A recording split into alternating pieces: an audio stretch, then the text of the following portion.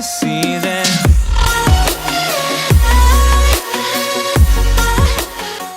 Alo alo, xin chào mọi người nha. Chào mừng tất cả các bạn đã tới với buổi công chiếu trên kênh của mình.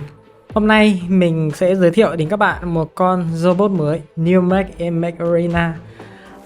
Các bạn nhìn thấy rồi đúng không? Các bạn nhìn thấy ở phía trung tâm của hầm chiếu của mình là một cái con gì đó với cái thân hình nó khá là tròn, khá là đáng yêu. Lúc đầu thì mình nhìn thấy con này thì mình cũng hơi buồn cười chút xíu. Ở đây không phải mình buồn cười là mình kiểu mình chê bai đâu, nhưng mà thực sự là cái tạo hình của nó nhìn nó giống kiểu một con ong mật ấy, nên nó giống kiểu một con ong mật tròn tròn này, ngắn ngắn này, cần biết bay bay nữa. Con này thì các bạn nhìn qua thì cũng thấy rằng là cái kiểu bay của nó thì giống với Red Dog đúng không? Các bạn cũng thấy là nó bay giống Red Dog đúng không? Rồi thì hôm nay chúng ta hãy cùng đến với một con mech mới, đó chính là Vortex. Nghe tên quen đúng không? Các bạn nghe tên quen đúng không? Đấy, bạn nào mà chơi game kia thì chắc chắn sẽ biết một cái loại vũ khí kiểu ném tên lửa, tên nó là Vortex. Đây chính là robot của chúng ta nhé. Mình cho các bạn xem qua một số cái skin của nó nhé. Ok.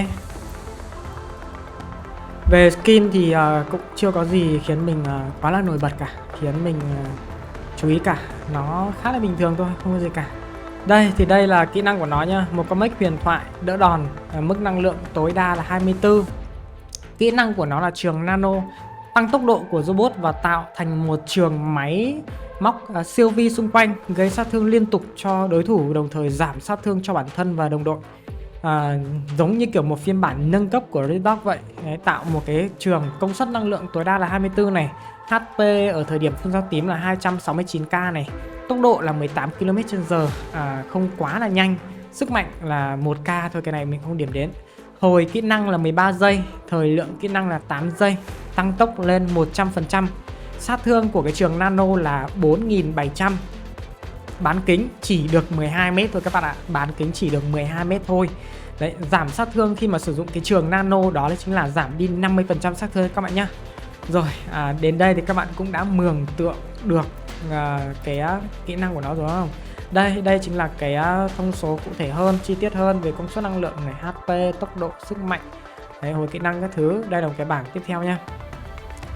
Thì mọi người có thể nhìn qua về cái thông số này để các bạn tham khảo thêm nhé. Rồi thì hôm nay mình mang đến cho các bạn đó chính là Vortex với cái vòng cung. Về các cái ghép cơ bản thì mình có tăng tầm này, tăng sát thương này, giảm thời gian hồi chiêu này, tăng cái lượng đạn của vòng cung. Cái con robot này ấy, thì ngoài cái cấy ghép phụ hỗ trợ cho robot là giảm thời gian hồi chiêu, thì nó còn hai cái cấy ghép nữa là tăng cái bán kính trường nano, và cái thứ hai là tăng cái sát thương trường nano. Tuy nhiên chúng ta nên sử dụng cái gì? Còn một cái nữa là tăng cái thời lượng kỹ năng các bạn nhá. Tuy nhiên chúng ta nên sử dụng cái gì thì vào trận đấu thì mình sẽ đưa ra quan điểm của mình nha. Đây, chúng ta sẽ cùng ngắm qua một vòng nhá. Đó. Thật ra là khi mà nhìn chính diện con này nhá, nhìn chính diện con này mình nhớ là nó giống mặt của một cái Kamen Rider nào đó, Kamen Rider gì ấy nhỉ, mà kiểu mình thật sự là mình không nhớ tên cái đây là một chút về cái phân cảnh mình nâng cấp để cho bạn nào mà có ý định nạp con này thì tham khảo nha. Đây là những cái bản thiết kế cũng như là tín dụng coin mà mình cần thiết để nâng cấp con này. Đây, lên 6 sao thì cần hơn 2000-2800 coin. Còn lại thì chúng ta sẽ dùng bản thiết kế và tín dụng để nâng cấp nó lên sao tím nhá. Ok.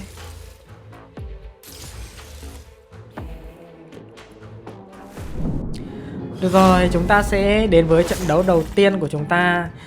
Mô tả qua về kỹ năng con này thì nó giống như kiểu một chút pha trộn của Paragon này. Quên, mình rất mong mình bấm kỹ năng nhá. Đó, các bạn thấy không? Tăng tốc này, rất là nhanh nhá. Rất là nhanh luôn. Đấy, rất là nhanh, và nó tạo một cái trường nano nha. Con nào đi gần sẽ có cái ký hiệu giáp bay xung quanh, đấy là tăng cái giảm sát thương cho những cái con ý nhá. Tất cả là đều giảm 50% nha các bạn nhé. Thì mình rất mong là những cái bạn khán giả đang ngồi tại đây theo dõi buổi công chiếu này của mình ấy thì có thể là tặng mình những cái lượt like để mình tăng tương tác cái buổi công chiếu này nhá. Và nếu như mà bạn chưa đăng ký kênh ấy thì hãy dành tặng cho mình một cái lượt đăng ký kênh để mình phát triển kênh hơn nữa nha. nói chung là sau một quãng thời gian trải nghiệm con này ấy, thì mình thấy rằng thực sự là mình yêu thích con này hơn là Redox. Đấy, mình yêu thích con này hơn là Redox. Nó có gì? Nó có tốc độ khi tăng khi bật kỹ năng này, nó có sát thương khi bật kỹ năng này, nó có giảm cái lượng sát thương nhận vào khi mà bật kỹ năng. Ở đây những cái con boss mà mình đang đối đầu trong trận đấu nó chỉ dừng lại ở mức 5 và 6 sao thôi, chưa phải full sao tím, nên là mọi người có thể thấy là lượng sát thương kỹ năng của con này gây ra là khá là ghê, cũng như là cái vòng cung zip rất là gắt, đúng không? Nhưng mà trên thực tế thì sẽ không như vậy nha các bạn nhé. Và cái bán kính kỹ năng con này chỉ có 12 m thôi. Mình có cái lời khuyên cho các bạn như sau. Từ từ thì mình mô tả thêm nhé. Khi mà các bạn bấm kỹ năng con này ấy, thì nó sẽ tăng tốc và lập tức là các bạn sẽ giảm 50% sát thương nhận vào. Và cái trường nano quanh cơ thể các bạn bán kính 12 m ấy, thì nó sẽ gây sát thương cho đối thủ. Đó, các bạn hiểu chưa? Bấm kỹ năng tăng tốc này, giảm sát thương nhận vào này, và có một cái vùng gây sát thương diện rộng liên tục đấy cho đối thủ khi mà vào khoảng cách là 12 m. Thì con này nó là một chút pha trộn của Paragon này, một chút pha trộn của Nomad này, một chút pha trộn của Redox tạo ra con này. Nhưng mà con này mình xin nói tiếp như vừa nãy là mình đánh giá nó cao hơn Redox. Đấy, tuy rằng chỉ có 24 năng lượng thôi, nhưng mà mình đánh giá cao hơn, chơi thoải mái hơn, đấy, tự tin hơn, chống chịu tốt hơn. Đó là những cảm nhận của mình sau khi mà trải nghiệm con này. Cơ động này, chống chịu này, đó, bảo vệ được cả đồng minh, thì rất là tốt nha các bạn nhé. Thì mình sẽ nói về cái cấy ghép nhá. Mình nói về cấy ghép. Con này thì nó có cái ghép là tăng phạm vi kỹ năng trường nano, cũng như là tăng cái sát thương của trường nano. Sang bản sau mình nói tiếp nha. 19 điểm hạ gục. Được rồi, đến với ván thứ hai thì mình nói tiếp về cái cấy ghép mà mình khuyên các bạn dùng cho con này. Đó là mọi người chơi con này theo kiểu gọi là mọi người chơi con này theo kiểu là dùng kỹ năng để công lên, giảm sát thương, tấn công, đàn áp đối thủ, chống chịu cho bản thân, hoặc nếu nữa thì là bảo vệ đồng minh. Còn các bạn không nên suy nghĩ là dùng kỹ năng con này để gây thiệt hại giống như kiểu Redox đấy. Nên là mình khuyên mọi người là chơi con này nếu mà có cái ghép ý, thì nên ưu tiên cái ghép giảm thời gian hồi chiêu các bạn nha. Để ưu tiên cái ghép giảm thời gian hồi chiêu, sau đó là cái ghép tăng cái thời lượng kỹ năng. Còn cái ghép tăng bán kính phạm vi gây sát thương của trường nano, cũng như là cái ghép tăng sát thương đó. Một cái là tăng phạm vi này, một cái tăng sát thương thì các bạn không cần. Đấy, không cần. Mọi người chơi con này phải chơi theo cái kiểu là giảm thời gian hồi chiêu, hoặc là thời lượng kỹ năng thật là lâu, để các bạn có cái sự chống chịu. Đấy, có cái sự tăng tốc để các bạn lấn lướt, công thủ toàn diện. Đấy, không sợ nhận quá nhiều sát thương. Còn nếu mà các bạn quá mải mê vào những cái gọi là tăng phạm vi này, tăng sát thương của kỹ năng ấy, thì không hiệu quả nha, không hiệu quả cho con này. Và điều đó sẽ khiến con này không quá là đàn áp. Và mọi người nên tập trung vào cái gọi là giảm thời gian hồi chiêu này, cũng như là tăng thời lượng kỹ năng. Ưu tiên đầu tiên chính là cái giảm thời gian hồi chiêu các bạn nha. Còn về vũ khí cho con này thì hiện tại mình đang thấy những cái loại như kiểu súng điện là mình thấy hiện tại rất là ok. Minigun cũng được, nhưng mà mình thấy hiện tại là súng điện là ok nhất. Tiếp đó các bạn có thể nghĩ đến những cái loại khác như kiểu là bệ pháo này, bệ tên lửa này, hoặc là cái khẩu bão tố ấy. Đấy. Còn con này ấy, con này thực sự là mình khuyên mọi người nên chơi theo cái phong cách cận chiến. Tất nhiên là mọi người chơi thế nào cũng được. Đấy, mọi người chơi cấu tỉa tầm trung cũng được này, mọi người chơi bắn tỉa sniper cũng được này, không sao cả. Tăng tốc giảm sát thương đi ra bắn cũng được, không có gì cả. Nhưng mà cái lời khuyên chân thành của mình ấy là các bạn nên chơi những cái dạng cận chiến. Tất nhiên là cận chiến thì các bạn cũng phải có cái ghép tăng cái khoảng cách ấy, thì nó sẽ ok hơn. Vòng cung này, bộc phá này, fragment gun này, hoặc là mọi người sẽ chuẩn bị có vũ khí mới nha, có vũ khí mới. Mấy hôm nữa thì mình sẽ đăng video về cái vũ khí mới cho mọi người xem nhé. Đây, bây giờ thì mình đứng vào đây, mình cam là đẹp như này, mình bật kỹ năng lên, mình bảo vệ đồng minh này, mình chạy lên này, pha này này, đó, zip này, ok nha. Thực sự là cái lượng chống chịu con này khi mà bật kỹ năng lên rất là tốt, nó khiến mình tự tin hơn này, an toàn hơn khi mà lao vào những cái đám đông hoặc là cần phải chạy trốn ấy thì mình cảm thấy là rất là yên tâm. Và cái con Nomad ấy, thật ra cái con Nomad này và con này nó giống như kiểu là Zephyr và Shirt. Ok, 16 điểm hạ gục. Mình nói tiếp nhá. Cái con Vortex này với con Nomad nó giống như kiểu là Zephyr và Shirt. Tại sao mình lại nói như vậy? Cái con Zephyr thì nó khống chế nó khá là bị động đúng không? Có nghĩa là nó chỉ đứng im rồi nó khống chế theo vùng thôi. Đấy, nhưng mà con Shirt thì nó lao đến, nó khống chế. Đấy, nó khống chế theo vùng nhưng mà nó phải lao đến. Thì con Nomad cũng vậy, Nomad thì để giảm sát thương cho bản thân thì nó phải lao đến. Đấy, nó phải chủ động nó lao đến. Còn cái con Vortex này thì nó khi mà bật kỹ năng thì nó tăng tốc độ như kiểu Paragon hoặc Eclipse, nhưng mà nó lại tạo một cái vùng quanh bản thân. Đấy, vùng quanh bản thân thì buộc một là đối thủ cái vùng này nó cũng không hề rộng nhé, có 12m thôi. 12m thôi thì mình thấy là nếu mà khoảng cách quá xa thì gần như là không có tác dụng gì cả. Nên là mọi người nhìn cái hiệu ứng kỹ năng của nó thì có vẻ là rộng đấy, nhưng mà thực tế thì nó sẽ khiến các bạn khá là hụt hơi khi mà các bạn cố gắng chạy vào tiếp cận để gây sát thương qua cái kỹ năng này. Thì theo mình là nó kiểu như vậy thì không nên đâu, mà các bạn hãy lợi dụng kỹ năng để tăng cái độ bền cho robot ấy, thì như thế các bạn chiến nó sẽ ngon hơn. Đây nhá, những tầm này gần la bật đó, rất là ngon luôn. Con này thì khắc chế con này thì rất là nhiều, thật sự là khắc chế con này thì rất là nhiều và rất là dễ khống chế, như kiểu là Zephyr và Shirt này, Guardian này đều rất là tốt. Còn là Panther bung rào ra thì cũng có thể gọi là đánh lườn lách, đánh võng được với con này. Thì theo mình là con này nó tốt hơn Redog này, là một con mech tốt, xứng đáng để các bạn đầu tư.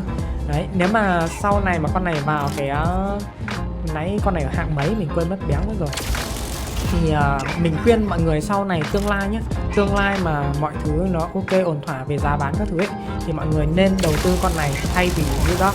Đấy là mình nói thật, mọi người nên đầu tư con này thay vì một con Redog chạy rất là chậm và kỹ năng thì cũng chỉ như vậy thôi. Và mình có lời khuyên là như vậy. Cái kỹ năng của Redog thì nó sẽ nảy đam dần, còn kỹ năng con này nó tụt luôn đúng không? Kỹ năng con này thuộc dạng gọi là kiểu chảy HP nhanh hơn ấy, còn kỹ năng của Redog thì nó chậm hơn chút xíu. Thì mình thấy là con này sẽ là xóa mờ đi Redog. Đấy, mình cảm thấy rằng là hài lòng với con này hơn. Tuy rằng cái mức năng lượng nó chỉ ở dạng 24 thôi, nhưng mà mình thấy ok, như vậy là ổn rồi. Cơ động này, chống chịu này, đấy, rất là tốt, bảo vệ được cả bản thân cũng như là đồng minh. Con này mà chơi team 2 hoặc là chơi được team 5 ấy thì rất là tốt.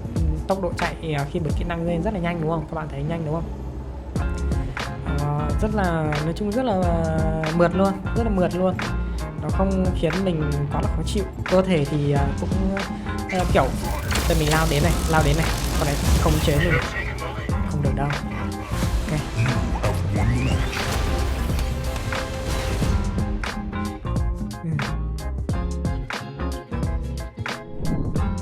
Được rồi, đây sẽ là ván đấu cuối cùng của mình nhé. Rất tiếc là trong quá trình mình quay cái trận đấu này mình quên mất mình không ghi âm thanh của cái hệ thống ấy, nên là trận đấu nó không có âm thanh vũ khí hay là cái gì cả. Nãy rồi, về cơ thể các bạn cũng thấy nó khá là kiểu to núng nính đúng không? Nhìn vừa nãy thì cũng to hơn Panther, to hơn Scorpion, nhưng mà vào trận đấu thì mọi người cũng thấy là nó có cái độ thanh thoát, linh hoạt này, nó không giống như một con brick. Đấy, nó không giống như một con brick mà nó cũng không quá là chậm rãi như một con Redog, mà nó có sự cơ động của Paragon này, nó có một cái vùng sát thương như Redog này, và nó có cái sự giảm sát thương như Nomad. Thì mình thấy một lần nữa mình nhắc lại thì mình đánh giá tốt con này, Tuy nhiên ấy, mà để vượt cửa những cái con như kiểu là Guardian này, Shirt này thì mình thấy là chưa thể được, nhưng mà nó xứng đáng. Xin lỗi các bạn nhé, tự nhiên mình thật ra mấy hôm nay mình hơi ngắn mũi ấy. Thì nhưng mà mình thấy nó xứng đáng để đầu tư, và hoàn toàn các bạn có thể thay thế cho Redog nha. Các bạn hoàn toàn có thể sau này trong tương lai những bạn chơi sau ấy thì nên đầu tư con này thay vì một con Redog nha. Và một con 24 năng lượng này chắc chắn là sẽ rẻ tiền hơn, phải không ta? hình như là mình nói sai đúng không? Huyền thoại mấy con này thì giá như nhau đúng không? Có gì thì các bạn bỏ qua cho mình nha. Nhưng mà thôi thì lời khuyên chân thành của mình vẫn là đầu tư con này thay vì là con Windows các bạn nhé.